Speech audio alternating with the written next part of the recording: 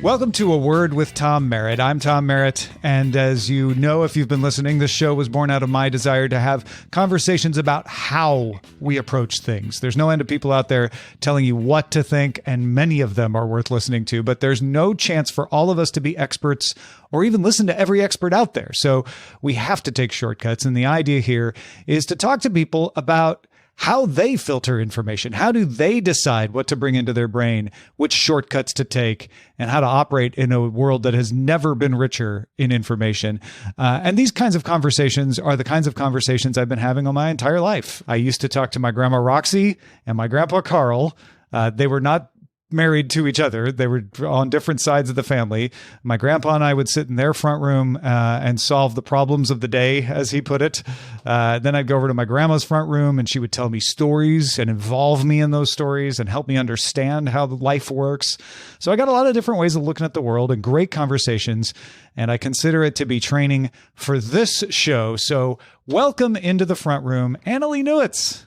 Hey, thanks for having me. Thanks for coming. Annalee is the author of Four Lost Cities, A Secret History of the Urban Age, a podcaster extraordinaire, and very, very excited to talk to you today. Yeah, I'm excited to find out what we're going to talk about. So the word I thought we'd kick off our conversation with is categories.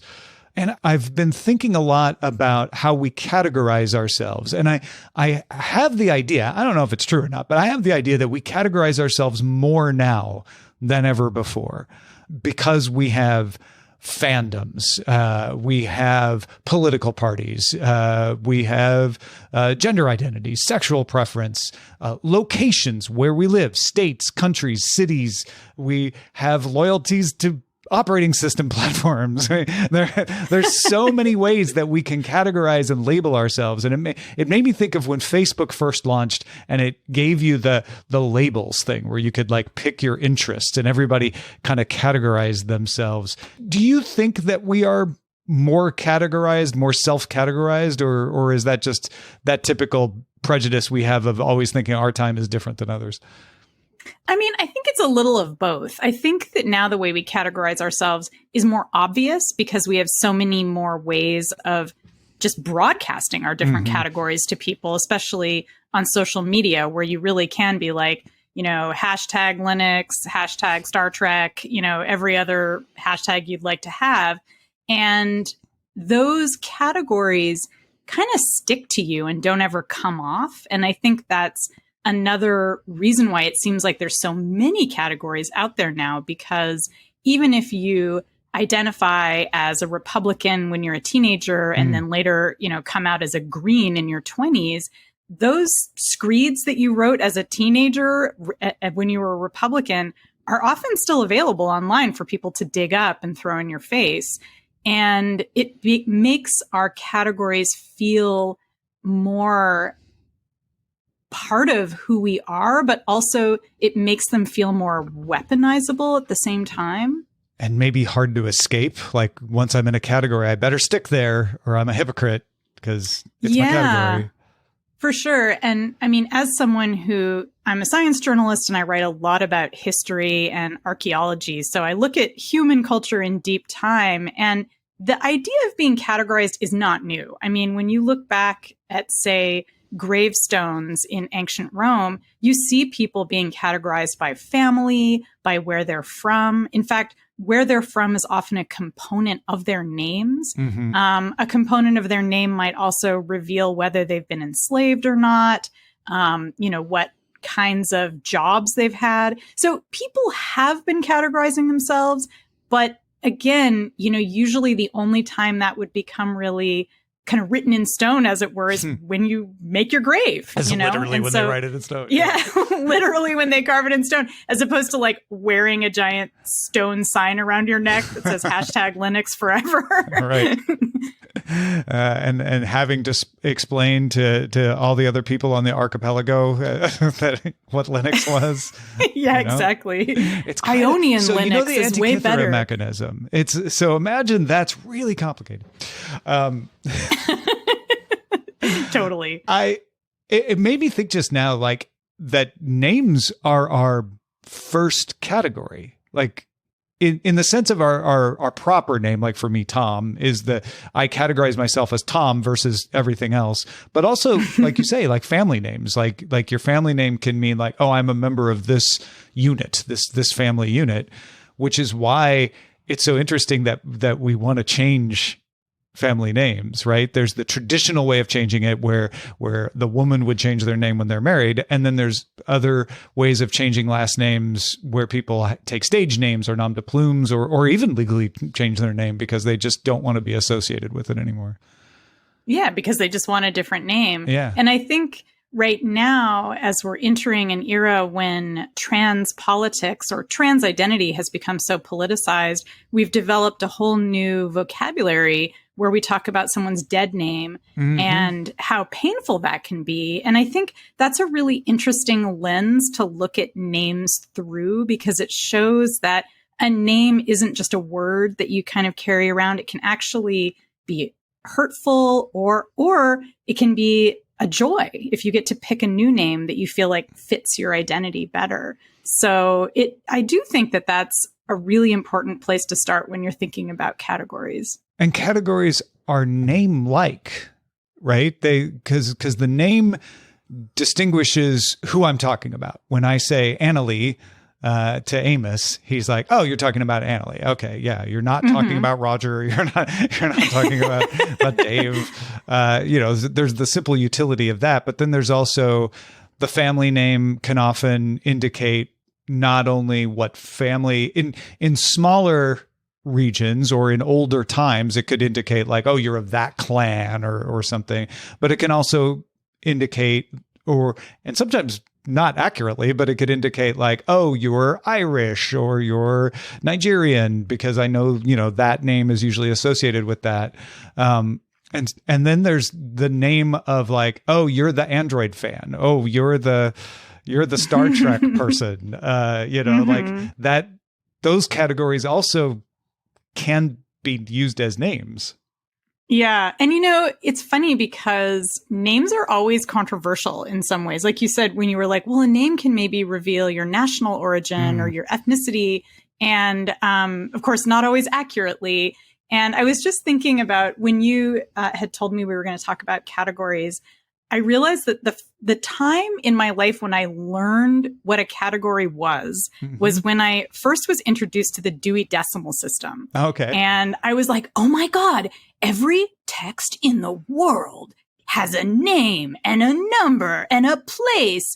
And it's really a hop, skip, and a jump from the Dewey Decimal System to thinking about genres like science fiction or fantasy or horror. And in fact, the Dewey Decimal System, I believe, does not reflect that, but it certainly has a category for fiction as opposed to, say, history. Two categories that maybe we've forgotten how to distinguish between at this point in history. But I think it's so funny that, just announcing the name of a category that you like, say, science fiction, can arouse so much rage. And so much intensity of feeling. And I do think it's because people really want to kind of police the boundaries of their categories. I'm sure you have also been in arguments with people about, is Star Wars actually fantasy or is it science fiction? Yeah. And I don't get very exercised about that because I'm one of those people who's more of a, let it be whatever it is. It can be 6 different categories if it wants, but it's a source of great agony for a lot of people. Yeah. On the Sword and Laser podcast, we often, in the community around it, get into arguments about whether something belongs in science fiction or fantasy because, that's the premise of the show, Sword and Laser. We're trying to do both. But also, is it hard sci-fi or soft sci-fi? Is it space opera or, and it's... It's intersectional, man. It's all of the things. That's almost always where I end up. Because it's like, sure, it's kind of fun to figure out like, oh, what elements of it are space opera and what elements of it are hard sci-fi and that. But at a certain point when the argument gets intense, I am definitely the person who goes like, you know what? You can put it in whatever category is useful for you. if it's useful at Yeah. all, or you could just enjoy the book. Yeah, let it feel good. Yeah. Yeah. Why do you think that is, though? Why are people so intense about policing the boundaries of those categories? I don't, you know, that's a great question, because I think categorization is, and this is the way I tend to try to think about things, try to understand things, is imagine like, okay, in a simple society that we evolved from, that needs to survive in a world of predators and limited resources and all of that, what could be an explanation? And categories are, one, a great way of knowing what's in your tribe and what isn't, right? Like, who's the friendly locals, who are the ones that we have to watch out for. It also is super important for understanding what to eat and what not. Yeah. Like what's poisonous and what's not. And so maybe there's an evolutionary advantage to having someone who's very strict about categories, and you put them in charge of the plants. They're the chef. Yeah. But that skill should definitely not be, you know, always in use for everything. But yeah, maybe there's an advantage to categorization in certain like survival mechanisms like that cause that to crop up, and we're a little bit disconnected from that. Yeah. Yeah. It's the best I can come up with off the top of my head. Yeah, I mean, certainly cognitive scientists have talked a lot about the biases that we have, where we always are trying to categorize self and other, us and them.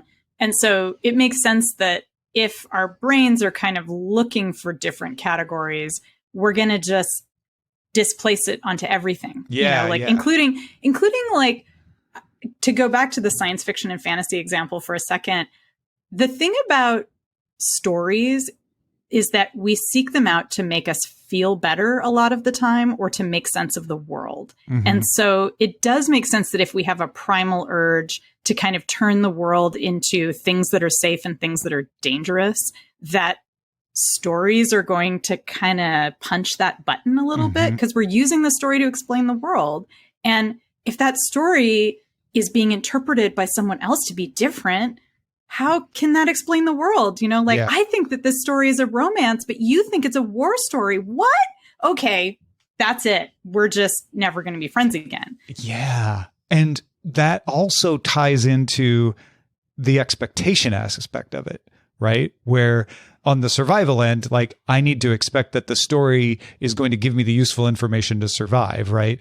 In the modern side, it comes out as, I like hard sci-fi, and you told me this was hard sci-fi and it's space opera, and I'm disappointed. You know, I needed that hard sci-fi to survive my crappy final exam. Okay, right, like I was looking forward to it all day. Right. Yeah, it is true, because there's nothing worse than being let down by a story that you were waiting for, and you were like, I thought this was going to be the ultimate lesbian vampire romance, and instead it was like about organizing a party at the beach, and like nobody even kissed, and yeah, that's and the only worst. vampire was a wall wart that wasn't plugged into anything. Like, that doesn't count. Totally. That really doesn't count. Not Fire in that that writer. story anyway. Like, yeah, I think there's something to expectation. There's something to saying, like, you know, I only have so much time. I need to be efficient with my resources. So categories help me understand what I'm going to get. And when a category is misapplied, then, you know, it's destabilizing. I've made you feel like you've wasted your time. Yeah.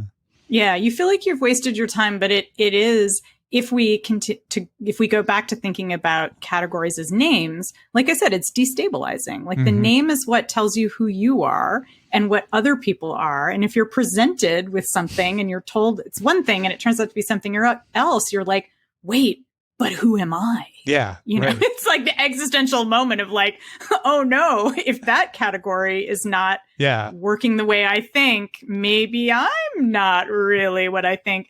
Which, I mean, nobody wants to be in that place of existential dread. Right. Not even though not we without, probably should be more not without often. Guidance and the proper. Yeah, exactly. Hand holding, you know, the proper hard sci-fi narrative at the end of the day as a reward.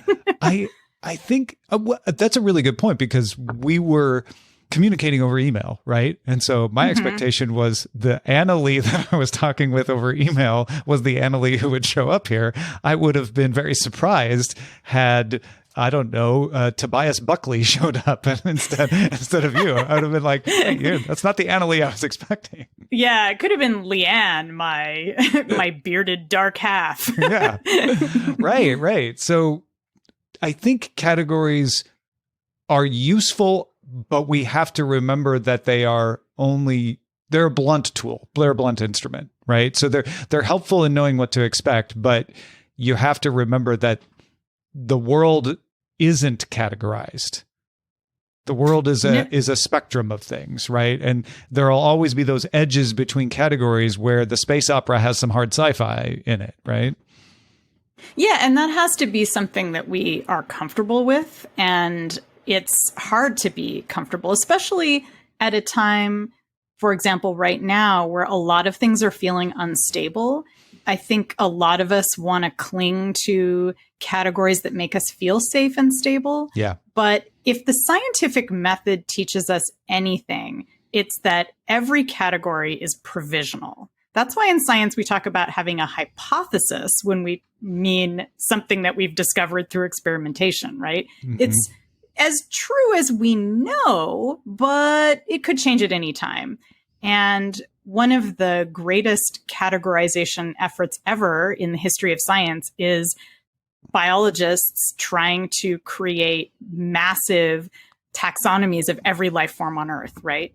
And, 200-300 years ago, that seemed like a really easy thing to do, right? Like every tree has a name, every species has a name. And by the way, it's very easy to tell the difference between each species. And now that we have, really sophisticated tools for looking at the genetic makeup of so many life forms, we realize actually, no. The line between species is incredibly fuzzy. Species are changing all the time. They're still evolving. Humans are still evolving. All of those safe categories are under revision. And that's just hard. And I think when you kind of translate that into the realm of culture, like what we're talking about, and you start saying like, well, guess what? Science fiction that was accepted 20 years ago is kind of not really considered the same. It is not considered as desirable, perhaps, now. The genre is changing. That's just hard for people to hear. They want to have the same old genre or the same old set of animals that they had, a long time ago. Or Pluto. Boy, I mean, talk about a categorization controversy, right? I know. And, it's fine. Pluto is a planetoid. It's fine. We still have Pluto. Yeah, Pluto doesn't care, to be honest. Pluto's still up there like, I'm in my crazy elliptical orbit, I know, exactly. I got an awesome moon that's practically the same size as me. We're having a great time. You can't categorize me. Totally. Am I me or am I a moon? My category is Pluto.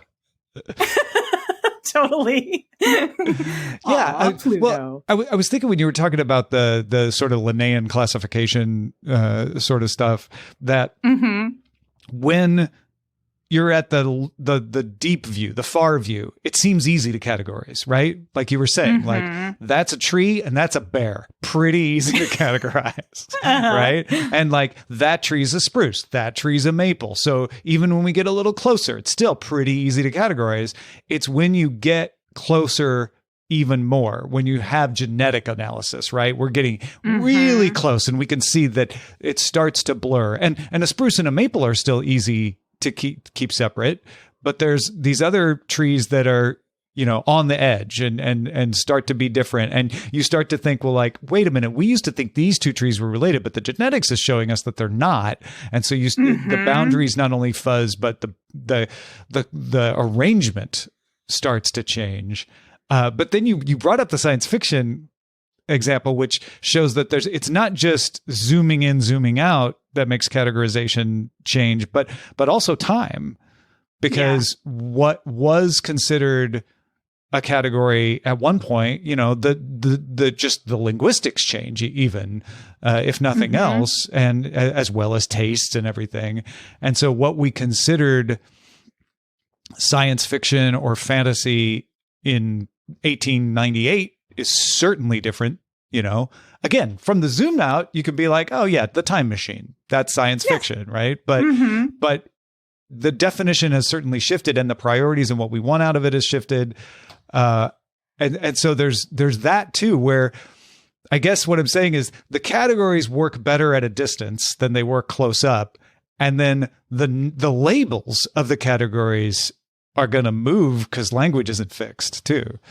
Yeah. It's this problem of linear time where, you know, language evolves very quickly, and so do identities. I mean, one of the things that's really fun in archaeology and history is reading about the categories that people thought were incredibly important 2,000 years ago. And it's like, oh, are you Ionian?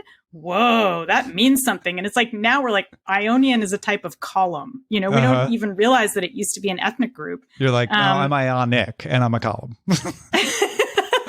Exactly.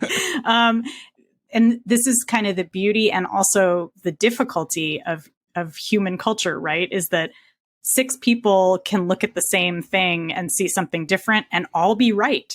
Yeah. And that's hard to deal with. And that's why we want categories, right? We want to be able to say, like, let's all agree on this category. And it's like, but we can't because we have different experiences. And it goes back to the space opera hard sci-fi where one person sees it one way and one person sees it another. And the fact is you're just zoomed in really close. Yeah, you're exactly. Seeing, you know, it goes into the old Plato, you know, parable. You're like, no, it's a set of trees. No, it's a rope. But it's an elephant.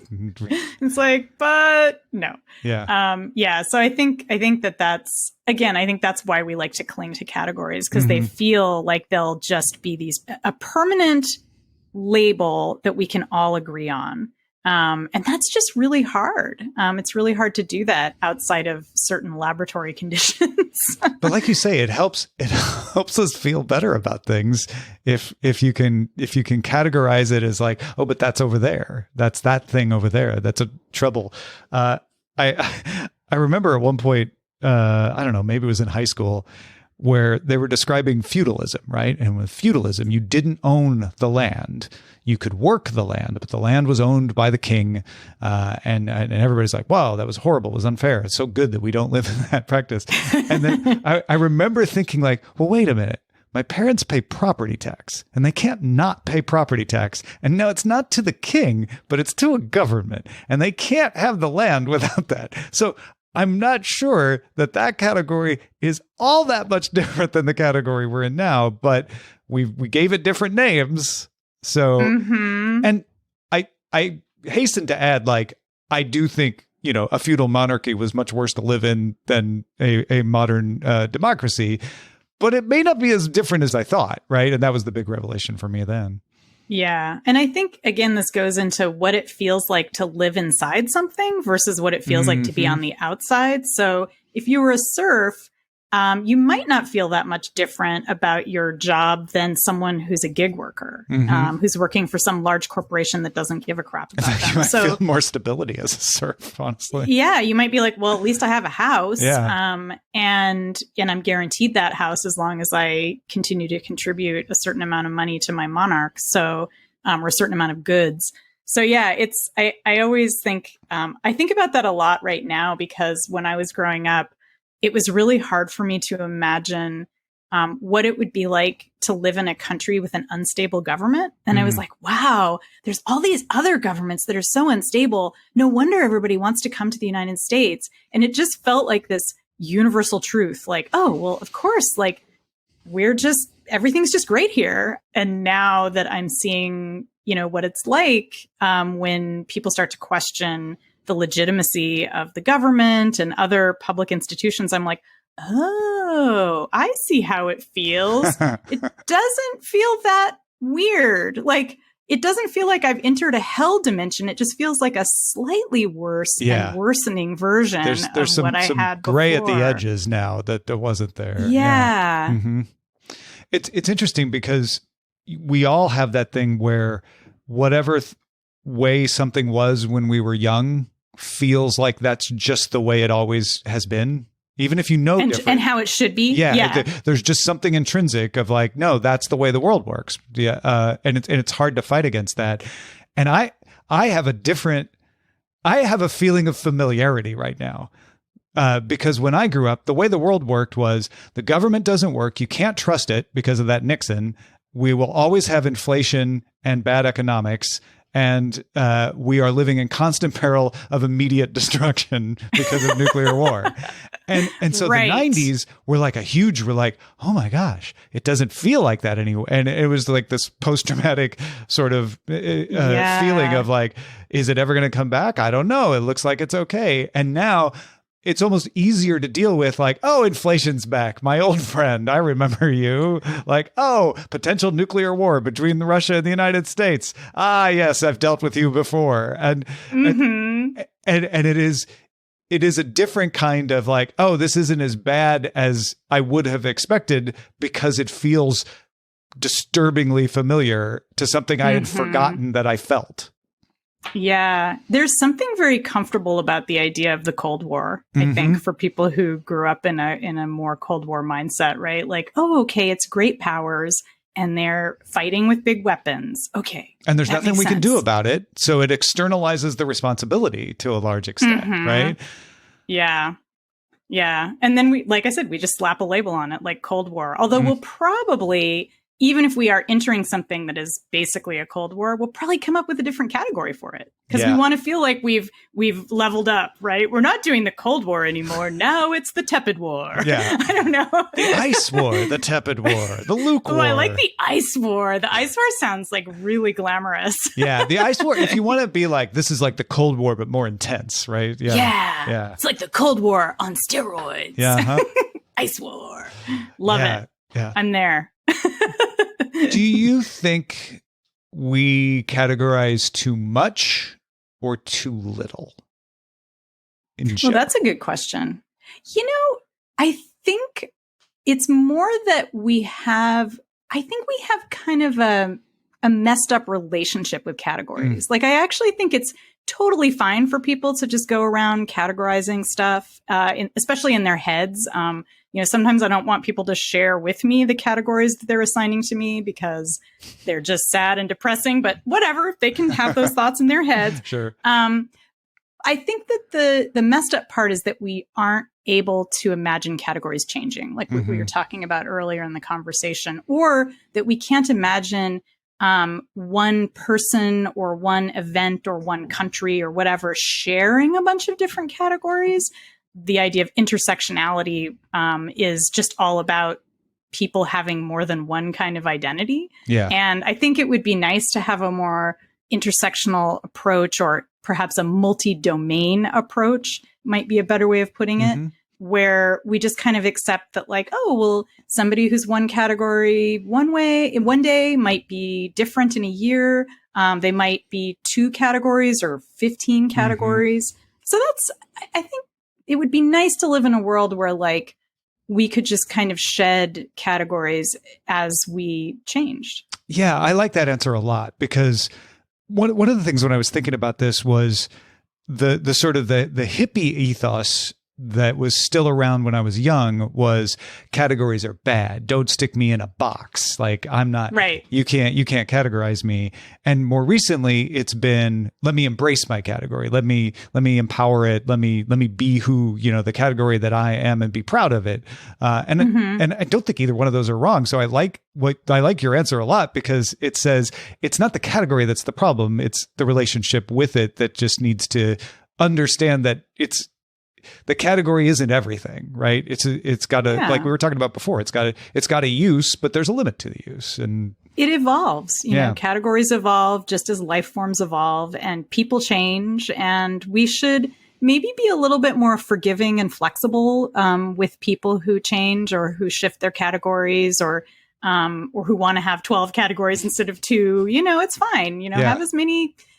you know, it's not dessert. You can have as many servings as you want and you'll still be okay. And I don't know if it's because of when I grew up, but I kind of resist. I'm like, I don't know if I want a category. Like even in the early days of doing technology at Tech TV and CNET, people are like, oh, you're a geek. I'm like, am I though? Like and it was two parts. One is don't box me in, don't put me in a category. There's that kind of natural impulse from me, but there's also like, but do I even deserve it? Do I really qualify? Do I belong? Do I count?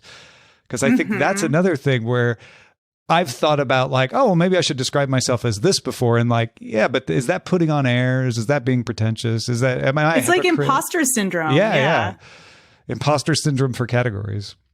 Yeah. Well, I think that's true because we were talking about how categories are partly about gatekeeping, which is why people get so exercised about like, is Star Wars truly science fiction? Yeah. And, you know, people set themselves up as gatekeepers and say like, all right, well, I'm the one that knows like what science fiction really is. And like, you need to pass through my hoop in order to get to this goal.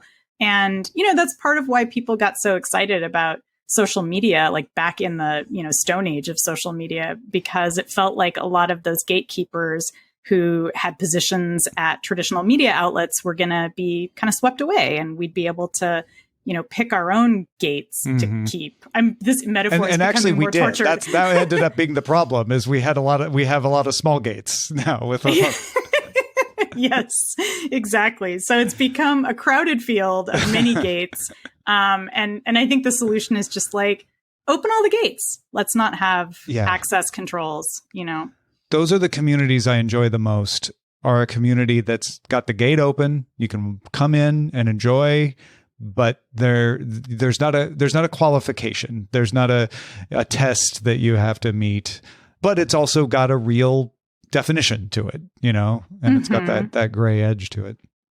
Yeah, I like that too. As long as you kind of contribute, you're welcome to. Yeah, exactly. Well, before we go, I've been playing a little game with folks. It's like a word game called This or That. So I'll throw out two options. You pick one and tell me why, or if you don't want to pick one, tell me why. Okay, I'm ready. This is going to be all about categories, and I'm getting nervous. I hadn't even thought about it because I've done this on every episode but the first one. Here we go. The first sides: sound of a dot matrix or sound of a laser printer. Dot matrix. Well, because it's enjoyable. It just sounds nice. Yeah, it's a more, you know, it's a richer sound. It's the vinyl defense. Exactly. Yeah. It's got a richer tone than the laser printers all have. And it doesn't kind of have that weird smell that laser printers have, which has nothing to do with the sound. Sorry. No, but that's fair. That's fair. Fast or slow zombies? Fast. You're the first person to pick fast.